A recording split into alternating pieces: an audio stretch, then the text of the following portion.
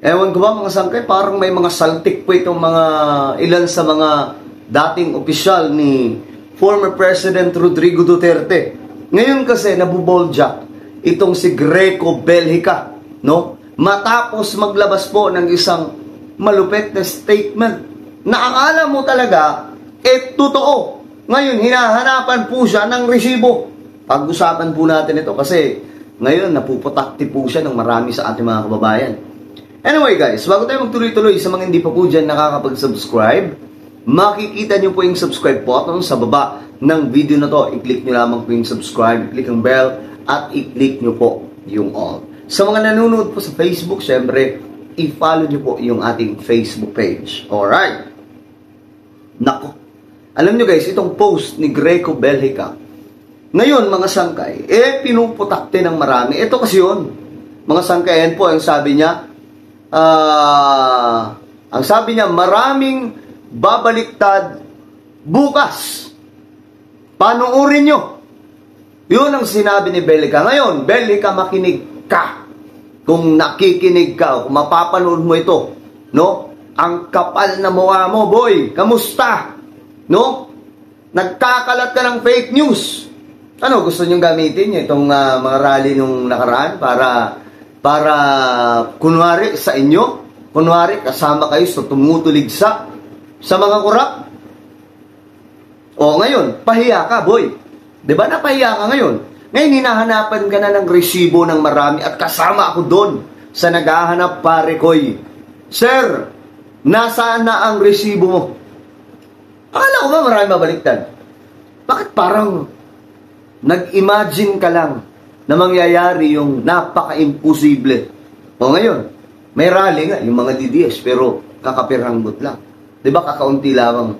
Ngayon kasi guys, ang nangyayari, nabubuksan na po ang isipan sa ating, ng ating mga kababayan. Kasi biruin nyo, sa dinami-daming mga presidente na nagdaan dito sa Pilipinas, tanging si BBM lamang po nakagawa niya na ikanta yung sarili niyang gobyerno.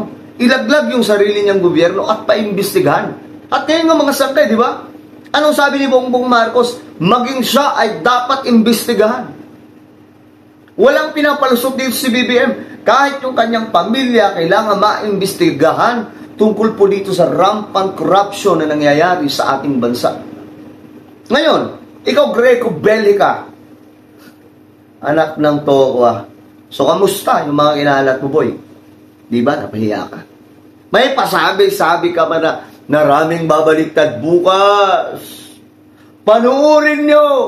Diyos mio, Marimar. Anong nangyari, pare?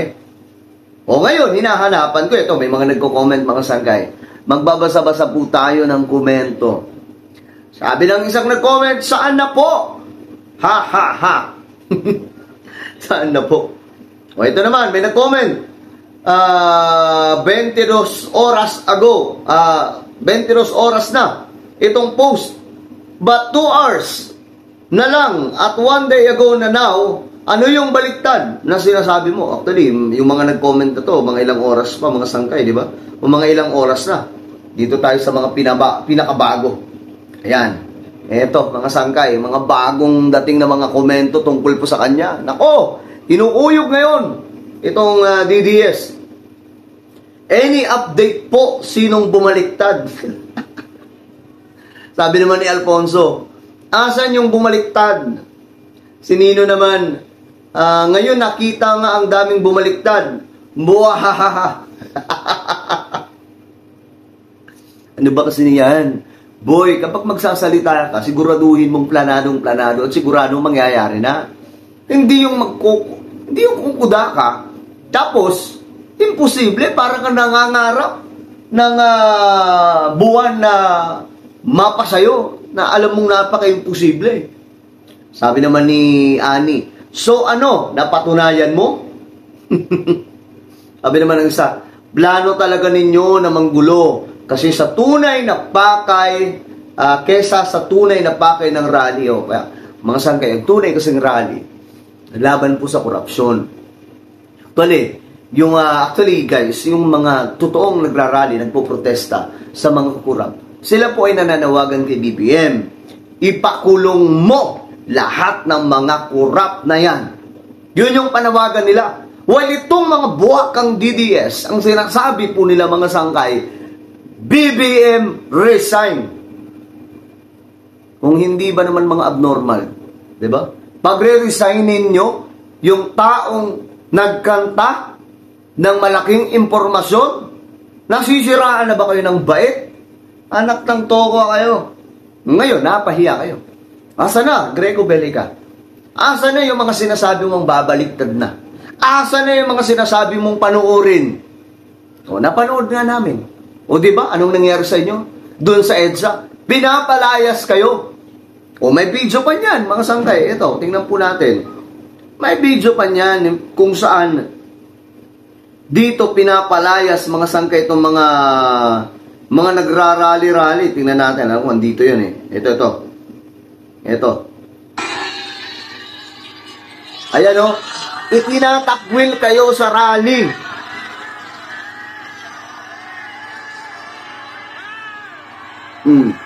Di ba pinagsisisigawan kayo? Pinapaalis kayo sa rally. Hindi kayo kabilang dyan, pari koy. O, ngayon, anong nangyari? Di ba? Napahiya kayo ng gusto. Kamusta? Kamusta yung mga pinagsasabi mo na maraming babaliktad? Di ka ba nahihiya sa ginawa mo, boy? Di ka ba nahihiya? Nakakatawa nga dito mga sangkay, pinagmamalaki niya yung mga in-expose daw nila na corrupt noon. In-expose! Pero walang napakulong. Tapos lumarason siya na, hindi naman kasi namin trabaho magpakulong. Bona ka pala eh. Huwag kang maglabas ng mga in-expose lang. Dapat matapos mag-expose, may nangyari. Hindi yung tipong ganyan lang. Wala nga kayong investigasyon eh. Basta nag-expose lang kayo. Ito, may malaking perang nanakaw. Ito, ang ganito, may pa... Diyos mo yung mariwat. Kaya ko nga gawin yan eh. Ako na ang gagawa ng sariling gawa-gawang mga numero na yan, di ba? Ang bihira. Ito, basahin natin. Ito, may mga bagong dito. Sabi dito ng isa, barikada ang bumaliktad. Bigo yung mga face mask man na halatang binayaran.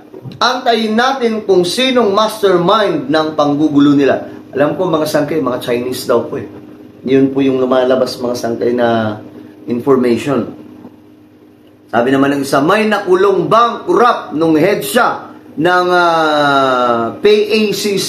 Ito po yung anti-corruption na hinahawakan daw niya noon. Pinagmamalaki pa po niya, wala naman siyang napakulong. May mga masibak man lang na mga corrupt official, hindi po nagawa. Hindi po ba, mga sangkay? Ngayon, ito. May mga nagkomento po dito, mga sangkay. May bumaliktad ba?